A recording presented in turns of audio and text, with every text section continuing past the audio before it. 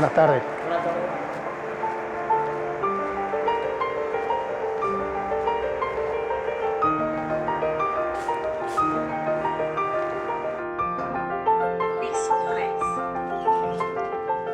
Qué década extraordinaria la de 1930, de cambios profundos, políticos, sociales. Y sí, porque es un cambio de fin de un periodo de la historia económica argentina y política, el comienzo de uno nuevo, y desgraciadamente cuando el país más necesitaba la democracia para resolver los conflictos, se vinieron abajo las instituciones. Y además la caída de las exportaciones de los productos agropecuarios argentinos por la crisis de 1930 va a provocar el crecimiento del sector industrial a través de la sustitución de importaciones.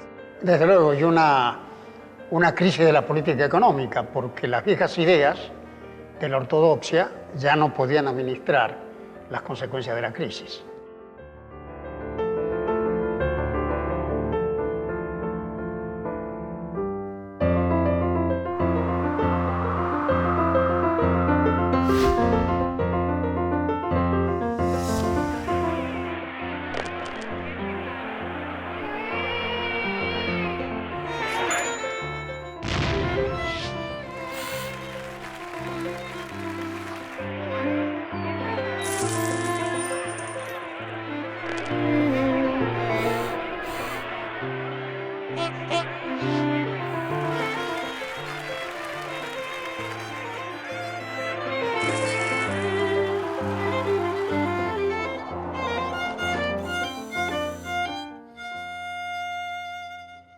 ¿Por qué la crisis del 30 tuvo tanta importancia en la historia argentina?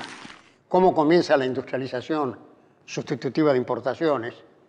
Y todo esto se da en el marco de una sociedad que desgraciadamente vivía en condiciones de conflictualidad política no resuelta y que dificultó la formulación de políticas de largo plazo para sostener el proceso de cambio en una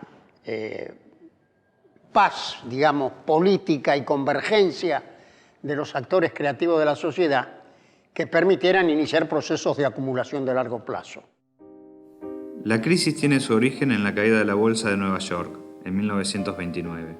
Luego se traslada a la economía de todo el mundo, se cierra el comercio mundial. Al no haber compradores, caen los precios de las materias primas. La economía argentina era entonces totalmente dependiente del comercio internacional. Su mayor fuente de riqueza era la exportación de productos agropecuarios.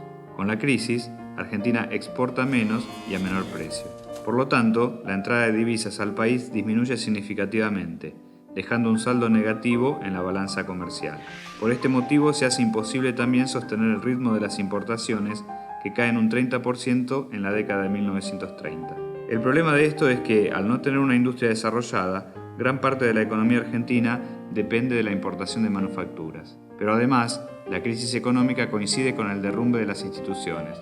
El 6 de septiembre de 1930 se produce el primer golpe de Estado. La industria creció inicialmente por la falta de divisas para importar. Y eso abrió espacio de rentabilidad para producir cosas necesarias. Y ese fue el primer paso, digamos, de la industrialización sustitutiva de importaciones, después de la crisis del 30. Pero no constituía todavía un objetivo de las políticas públicas. La industrialización no se había incorporado como un objetivo del Estado Nacional.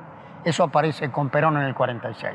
Y en realidad las previsiones en el contexto de la guerra eran bastante negativas respecto a lo que iba a suceder allí. Finalmente no le fue tan mal a la economía argentina en esos años, entre 1939 y 45.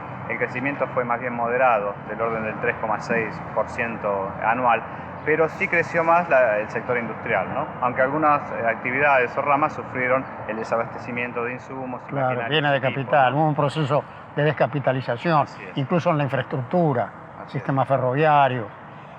Fue un periodo de aislamiento, de compras de cosas que el país todavía no producía y que eran esenciales. John Maynard Keynes, economista inglés, considerado uno de los más importantes del siglo XX. La teoría keynesiana surgió como respuesta a la Gran Depresión de los años 30, proponiendo una política donde el gobierno interviene en la economía en momentos de recesión, aumentando el gasto público y estimulando la demanda, aunque ello implique un incremento del déficit fiscal.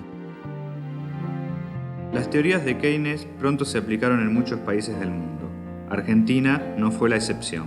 Un ejemplo de estas medidas son las juntas reguladoras de granos, de carne, de algodón, de yerba mate, creadas entre 1932 y 1934 por el gobierno de Agustín Pedro Justo. Las juntas tenían facultades para fijar precios, controlar la elaboración y la comercialización en cada una de esas áreas. De esta manera el Estado controlaba o promovía distintos sectores de la producción. Mediante los controles de cambio, el gobierno de Justo monopoliza la compra y venta de oro y divisas extranjeras. Debido a la gran escasez de divisas que había para pagar la deuda e importar los bienes de primera necesidad, era necesario administrar muy estrictamente las divisas disponibles e impedir la especulación. Y para tener un mayor control de la política monetaria y cambiaria, en 1935 se crea el Banco Central. A esto se suma una política fiscal que incluye nuevos impuestos para compensar los que tradicionalmente se cobraban a las importaciones. Y no solo eso, sino que además se aplican, por ejemplo, los controles de cambio. Como había una gran escasez de divisas para pagar la deuda y además para importar las cosas que antes se importaban, era necesario administrar muy estrictamente las divisas disponibles.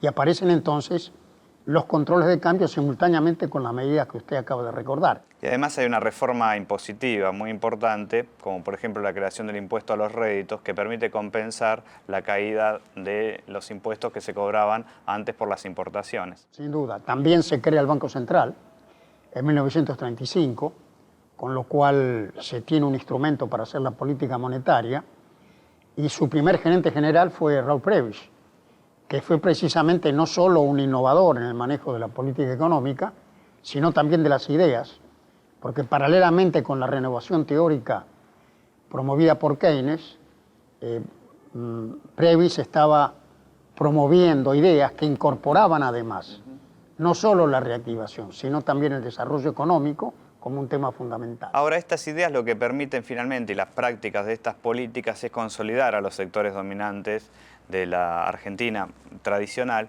y además ajustar de algún modo el comercio exterior de la Argentina a las necesidades británicas o del comercio británico. Sin duda, porque digamos, el modelo fue conmovido, el modelo agroexportador con la fuerte concentración de riqueza y del poder económico fue conmovido por la crisis.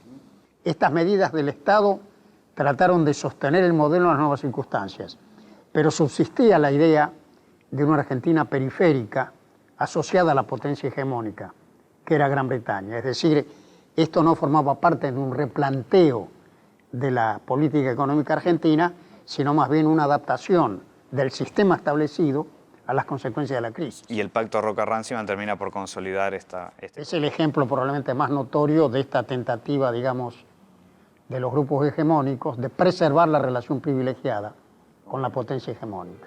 Julio Argentino Roca Hijo fue un político conservador, 2 veces diputado nacional, senador y gobernador de la provincia de Córdoba. El 20 de febrero de 1932 asumió como vicepresidente del general Agustín Pedro Justo y fue el encargado de firmar el llamado Pacto Roca-Runciman. Este tratado entre Argentina e Inglaterra se firmó el 1 de mayo de 1933 en Londres. En 1933, el presidente Justo envía a Julio Argentino Roca a Gran Bretaña. Su misión es propiciar un acuerdo para que Inglaterra vuelva a comprar carne argentina. De allí surge el pacto conocido como Roca-Runciman, este último apellido del ministro de Comercio británico. A cambio de una cuota de carne que Gran Bretaña se compromete a comprar, Argentina hace una serie de controvertidas concesiones. Le vende la carne a un precio menor que los demás proveedores. Le da facilidades para remitir los beneficios a las empresas inglesas a su país de origen, a través del mecanismo de control de cambios. Le da ventajas arancelarias y además otorga la concesión de todos los medios de transporte público de la ciudad de Buenos Aires a una empresa inglesa llamada Corporación del Transporte.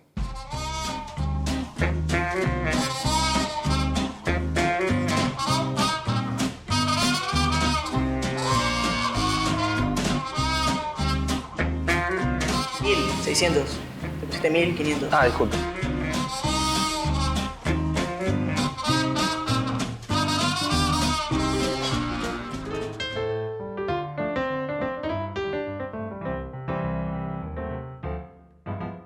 Finalmente el Senado no aprobó el Plan Pinedo, que incluía algunos cambios de rumbo interesantes en la política del régimen conservador. En 1940, Federico Pinedo, tras haber sido designado ministro de Hacienda del presidente Ramón Castillo, propuso un plan de reactivación económica como salida a las dificultades que generaba la guerra mundial a la economía local. El plan tenía un triple objetivo. Por un lado, insistir en la compra de cosechas por parte del Estado para sostener el precio de las mismas. En segundo lugar, estimular la construcción pública y privada, por su efecto multiplicador sobre muchas otras actividades de la economía. Y finalmente, incentivar la producción industrial. La idea fundamental era activar la demanda interna y sostener una política de sustitución de importaciones. El 4 de junio de 1943 se produce el golpe que derroca al presidente conservador Ramón Castillo y da fin a la década infame, ¿no? En ese golpe, en el grupo de oficiales unidos, participa Juan Domingo Perón como coronel. El gobierno militar que se instala después del golpe de Estado, en el marco de la emergencia de la guerra, comienza a adoptar una serie de medidas que después profundizaría el general Perón cuando llega al poder. Entre esas medidas figuró la creación del Consejo Nacional de Posguerra para coordinar precisamente las acciones del sector público en una situación tan crítica como era la guerra mundial y el impacto que tenía sobre la economía argentina. Durante la crisis del 30, las viejas ideas de la ortodoxia no pudieron resolver la crisis. Y en ese escenario de vacío teórico surgió un gran pensador, el profesor John Maynard Keynes, profesor de la Universidad de Cambridge, que planteó que era indispensable la intervención del Estado a partir del gasto público y de otras medidas para reactivar la demanda, porque el sistema por sí solo no recuperaba las posiciones de equilibrio. Ese mensaje tuvo una enorme repercusión en el campo de la teoría y también en la política económica. En los Estados Unidos, en la misma época, el presidente Roosevelt comenzó a aplicar una serie de medidas de reactivación que se conocieron como el New Deal, el nuevo trato, precisamente para reactivar el empleo y sacar a la economía norteamericana de la profunda depresión en la cual estaba sumergida.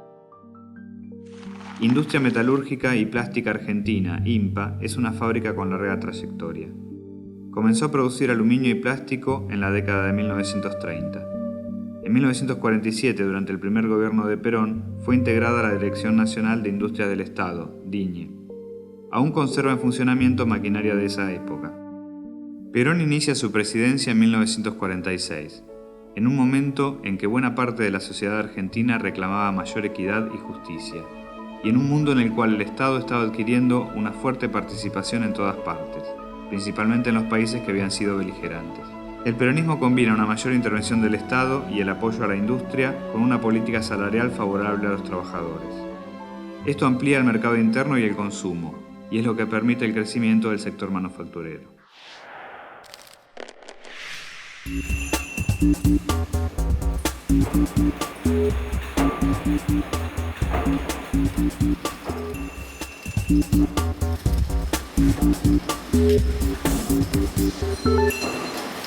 En 1962, IMPA se convirtió en una de las primeras cooperativas del país.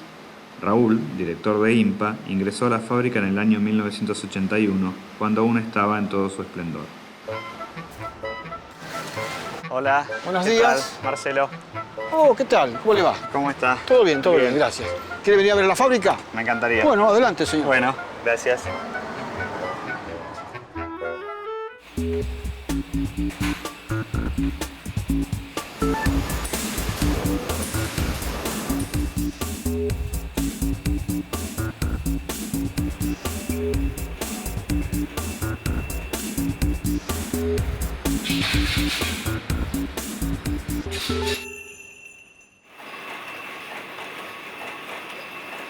Raúl, ¿por qué no me cuenta un poquito cuando usted entró y qué se hacía en ese momento en la fábrica? Esto abastecía a los demás sectores, o sea, esto era la madre, la que daba el material en bobinas, de acuerdo al espesor que cada lugar lo necesitaba para seguir trabajando. ¿Y cuántas secciones había acá en la misma planta? Está, por ejemplo, esta es la sección fundición, una sesión. Laminación, 2 sesiones. Después está la parte de prensa 3, la parte de pomos 4, imprenta pomo 5, papel aluminio 6, Y después estaba la parte de expedición y la parte de control de calidad. Y en total, más o menos, ¿cuántas personas llegaron a trabajar en Y yo en el año momento de 81, cuando entré esplendor? acá, éramos casi 550 personas. Después fue mermando, como todo lo que sabemos, pasó la época de Alfonsín, después vino la época de Menem. La materia prima La básica. materia prima ¿de dónde? es el aluminio, ¿no? Estamos hablando de una empresa semi-integrada, por decirlo de alguna manera, porque la materia prima básica, el lingote, se traía desde afuera. En el momento que usted entró, básicamente ya la producción era local, nacional, proveniente de Alvar, ¿no es cierto? Claro, porque esta empresa, de acuerdo al rubro, es una empresa que trabaja con, digamos, con 3 rubros que se puede decir. Primero, metalúrgico, segundo, químico y tercero, pintura. Y gráfico, por los distintos tipos de procedimientos que hay.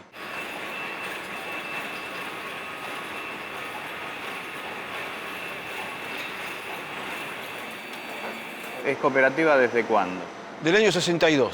Es Sí. una de las primeras cooperativas Una de las industriales primeras, la Argentina, claro, ¿no? claro. Al principio estábamos afiliados a la UOM, después nos defendíamos solos, no había problemas acá porque todo, es como el dicho, ¿no? Todos tiran para uno. Esta empresa había pertenecido anteriormente a la Dirección Nacional de Industrias del Estado, a la DINIE, Claro, DINIE, desde claro. la época del peronismo. Claro, de acá salieron componentes para los aviones Pulqui.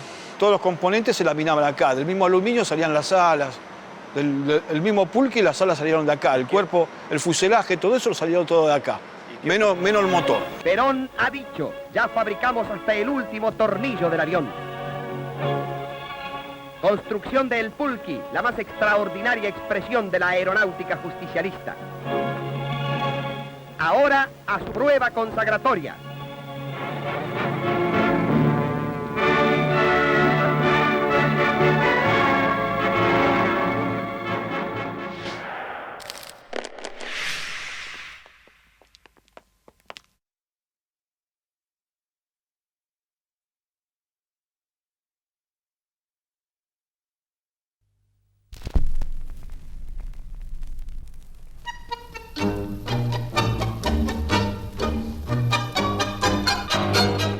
El gobierno peronista aplica una importante política de nacionalización. Se estatizan algunos servicios públicos, los ferrocarriles, los teléfonos y también algunas actividades fabriles. Se crean empresas públicas y otras mixtas, con parte de capital privado. Se trata de un Estado que no solo regula, sino que además se transforma en un Estado empresario. En esta política de redistribución del ingreso se da una doble transferencia de recursos, del agro a la industria y desde los empresarios industriales a los sectores trabajadores.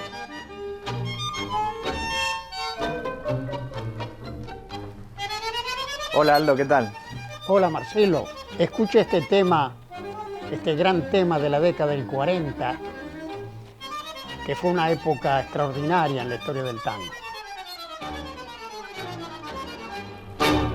Con el peronismo se producen ciertas transformaciones de la estructura productiva argentina, el empleo y la distribución del ingreso. Se trata de un cambio social significativo.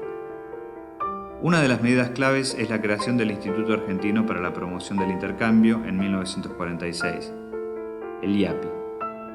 Esta institución tiene el derecho exclusivo de manejar la casi totalidad de las exportaciones e importaciones del país. Controla y monopoliza el comercio exterior. Realiza todas las compras de las cosechas y de la producción ganadera y las coloca en el mercado internacional. Luego transfiere parte de los pagos recibidos por esta exportación a la industria a través de las importaciones de insumos y equipos. Las políticas del gobierno de Perón provocaron un gran impulso a la demanda interna, al empleo, al crecimiento, y efectivamente la industria creció fuertemente, porque la sustitución de importaciones ahorraba divisas por un lado, pero por el otro lado generaba nuevas demandas de maquinarias, equipos, insumos y materias primas. Por otro lado estaba la compra de los servicios públicos nacionalizados. En una primera instancia se usaron las reservas acumuladas durante la guerra, pero poco a poco era indispensable generar capacidad de pagos externos para poder sostener la viabilidad del modelo. Sí, no obstante, los años de expansión y de bonanza económica de la economía peronista fueron bastante fugaces. Ya a fines de 1948 comenzaron a manifestarse los primeros problemas en el sector externo, en la balanza comercial y también en el frente interno con la aparición de la inflación, o una inflación ya más importante. El tema era que la industria demandaba muchas divisas para funcionar, pero no las producía, y las divisas provenían del campo. Digamos, el estrangulamiento externo por la falta de divisas se agrava por esta situación del campo y revela la vulnerabilidad del modelo. Es decir, que no era sostenible un modelo de industrialización sin resolver simultáneamente la restricción externa. Y en ese contexto se ensaya el plan de estabilización de 1952 que conduce Alfredo Gómez Morales, que había reemplazado a Miranda al frente del Banco Central. Claro, porque sucedió naturalmente que en esta mejora de los sectores asalariados en la distribución del ingreso, comenzaron a surgir conflictos distributivos graves. Y en la medida en que la economía empezó a tener problemas de crecimiento, este conflicto se fue expresando en la tasa de inflación, que aparece como un problema en esa época y que se mantiene durante un prolongado periodo, a tal punto que en el siglo XX la Argentina tuvo récord mundial de inflación. Es decir, más allá de estos problemas económicos que estamos hablando, Marcelo, estaba el tema de la sociedad dividida, peronismo-antiperonismo. Y ese conflicto insalvable culmina con el golpe de Estado y el inicio de una nueva etapa política, no tanto económica, porque en definitiva algunos rumbos que se tomaron bajo el gobierno peronista se mantuvieron hasta el 76, hasta el golpe de Estado del 76, y allí sí se produce un cambio de rumbo dramático y trágico. La inflación es una enfermedad que obedece a muchas causas. La Argentina tuvo el siglo pasado, el siglo XX, el récord mundial de inflación, por la convergencia de muchos factores, el desorden económico, los golpes de Estado, la crisis de balance de pago, las devaluaciones masivas, el conflicto social. De tal manera que este fue un mal endémico durante mucho tiempo en la Argentina.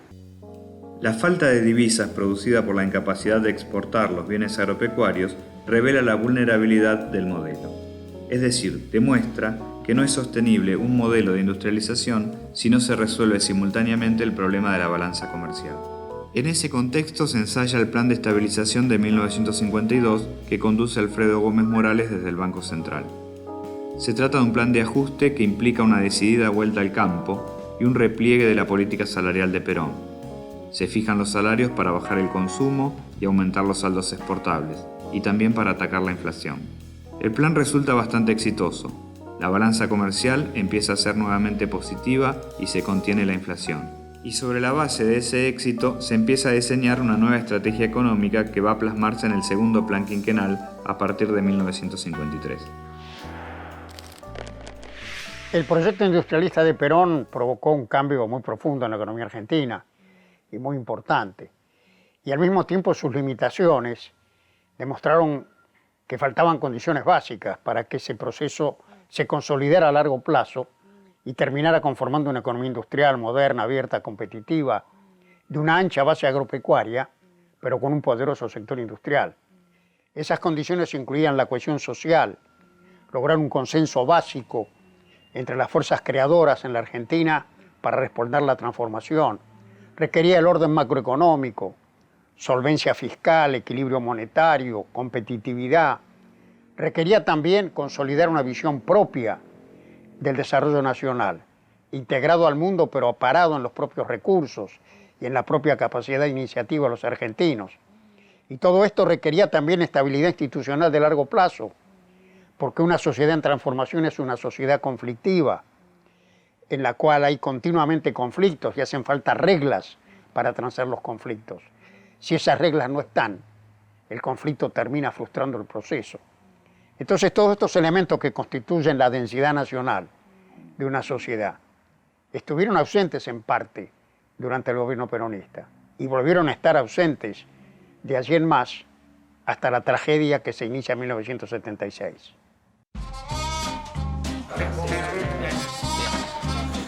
Abanico y arriba la mesa. Abanico esos y arriba la mesa. Y ahí yo, tú.